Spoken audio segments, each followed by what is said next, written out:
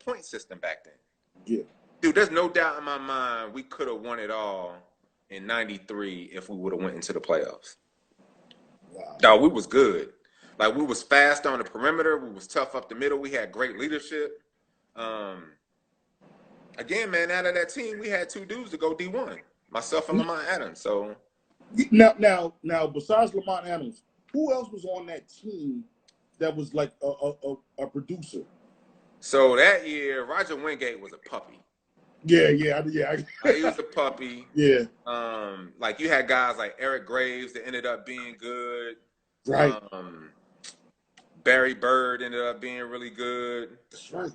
You know what I'm saying? Like, it was dudes that ended up being good later on. Like Chad, I forget Chad's last name. He was a lineman. I forget Chad's last name, but we had decent athletes up front and then on the perimeter, but they was just younger. Yeah. And so when we left after '94, they ended up having a better team than ours because all of those guys matured. Right. And then you had guys like, Rayvon Miles coming through, making his presence known. And so all of those guys were really starting to gel. So they was actually better than us after we left. But they were just younger when we was rocking. And so at that time, my junior year, it was me, Lamont, this dude named Everett Stokes. Monty is what we called him. Dude named Derek Jordan. Isaac was a big contributor. Yeah, man. Like, we just collectively, we just had a good team, man. Like, we just gelled. So basically, that team was just like a powerhouse. It was just a little bit immature, but you know what I'm saying? You guys got it together, and then when you started winning. We started winning, man. As a matter of fact, I think that was the first real successful year we had. A lot of times when you go into the gym now, you see a lot of our plaques in basketball. Yeah. We got a few banners in football too. Definitely. I'm gonna throw a name at you. I'm gonna see if you can catch this one. Tyrese Henderson. How you know him? Yo, man, I'm Kirk's little brother. I gotta know everybody. Ty, man. He was tough. I want to say he was running back. He was a running back. Tyrese, man, like he backed me up, which is funny. It's funny, man. You just gave me a blast from the past, bro. Tyrese was one of them cats who was always supportive. Yeah. He was tough. He was little, but yet at the same time, like, he never backed down. He just always had encouraging words, bro. Like, he always was like, he always said positive stuff, and he always worked hard. Like, he was one of them cats that you would just love being around. Right. You know what I'm saying? You didn't have to ask for it, but he would just tell you everything you wanted to hear. And he would play his ass off. Yeah. Dog, you just gave me a blast, bro. Oh my goodness. I ain't heard that name or thought about that name probably in like 30 years, bro. You know what? Because his name actually came up. Your name always comes up. Al Tariq name always came up. Al Tariq Lane. His name always came up. So I'm just like, yo, these were football guys. I mean, like, this is not just a basketball show or a basketball chat. Like, we doing both. We're going to do both. And I'm just showing love, basically, to Hillside. You know what I'm saying? Like, we had some vets. You guys, the guys that I'm talking to, y'all was y'all set the bar for me as a freshman. Even though I only played 1 year of freshman football, but I played basketball. Yeah. And getting to know Coach Sellers, Coach Ford, Coach Graham, Raheem Graham at that. Yep. Like, those were the guys that was like, you know what, I'm going to try this thing. Yeah, and then I had, you know what I'm saying, the influence, like, you guys. I always was around you guys, so I had no choice but to try to do one of the two, or if not both. Man, it was a good time, man. Like, I couldn't imagine going to another high school because it wasn't too big, but it wasn't too small. Whether it was basketball and football, we got to compete against good schools and good talent.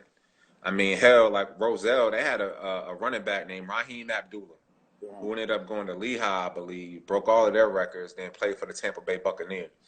Oh, yeah? So we was playing against NFL caliber talent. Shit, on the basketball side, we was playing against guys, man, that ended up being legendary. Wally Dixon, things like that, man. That's like just those memories, bro. I'll never forget, man. Like, especially in basketball when when the gym was crowded and you just had that intensity in the air, and Yes, sir. that anticipation of the game, and how we were as a team would just lock in. I was sitting there talking to Isaac Nelson the other day, and I'm like, dude, we work so good together in basketball and football. Dude, rarely did we even have to talk to each other in the game. Dude, we could just literally look at each other and know what to do. And you know what time it is. You know what time it is. Yo, that's how I used to feel about my crew or my guys, with my guys that I played with. I always thought, like, yo, sellers got us so much involved and talk to each other and all that. Then you play at Central afterwards. Yo, that was a brotherhood. I mean, like, going from high school to college, that was a straight brotherhood, man. It was, man. Coach Sellers was the first coach that I was scared of and really friend at the same time. Yeah. Though you respected him, like you had the utmost respect for him. You never wanted to challenge his authority, but at the same time, when it was ready break, he'll joke around with you and kick it with you, right, and relate to you and make you laugh and make you feel good. And so I can only imagine, man. Coach Sellers, man, I still talk to him to this day. Yeah, like, there's only a few cats, man. A relationship lasts a lifetime, right? Yeah, he's one of them. Now I see Al Tariq over here in the comments saying, "Call him Butterfingers." Who we talking about, Al? What'd he say? I don't know who you talking about. But I hope it ain't you. I know it ain't you. But What'd he say? He said, "Call him Butterfingers." Oh man, I used to fumble, bro. Oh, you? Oh. Dog. So especially my freshman year when I was playing with Al Tariq. Oh, okay. See, yeah, here we go. So I used to get burned at running back. So I started my freshman year at linebacker. Yeah. Oh, okay. And so Al Tariq was we ran the wing T, and Al Tariq was a wing back, and they would put me in at the 4-back, which was like basically the tailback. Right. And we used to run this play called 187 belly, where Al Tariq would lead, and I would get the rock, and I would make a cutoff of his block. Okay. And dude, man, I used to fumble so much, bro, and them cats used to get so mad at me, man. And he started calling me Butterfingers. And it's true, man. And the thing is, no BS, I got recruited to play running back. Part of the reasons why I didn't play running back in college is because I would fumble. I had to move to linebacker. Oh. And so, dude, that problem, it wasn't as bad my senior year as it was my freshman year, but dude, I used to fumble the ball, bro. Damn. You had no gloves? Dude, back then we didn't. Oh, you did. And when I did have gloves, for some reason they just didn't work for me. You needed the raw skin. You needed the raw skin. Al Tariq used to call himself Violent Yards. Oh. The tallest running back I ever saw, man. Out there just running over people. Damn. Now take me to draft night. Dog, it was dope. So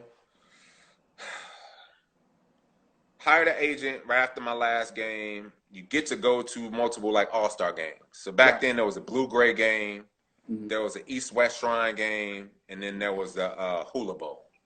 Right. And so when you're going through those bowl games, you get to see your competition. So I was considered an outside linebacker. So you're seeing certain outside linebackers from Ohio State, from Clemson, from Michigan. And so now you sizing cats up. It's like, I remember seeing this cat play on TV, but he's not that good in person. So then right after that, you go to the combine.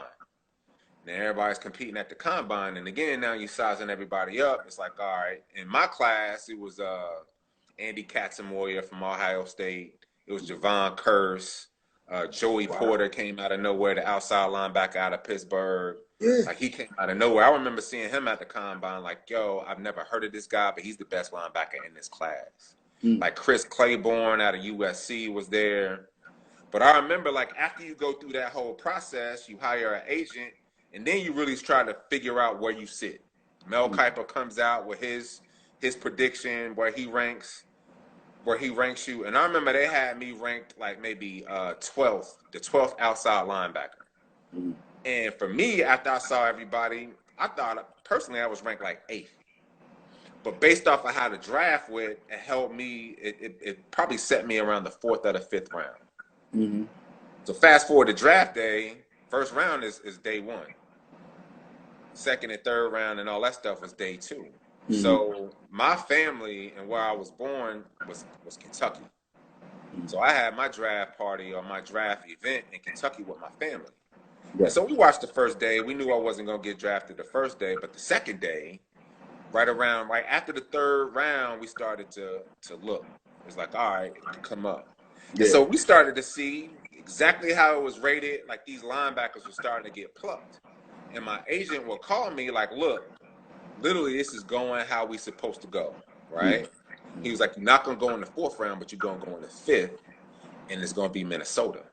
And I was like, all right, bet. He was like, there ain't no other outside linebacker left, and they need an outside linebacker. So I'm like, all right. So I'm sitting there waiting. We watching the draft.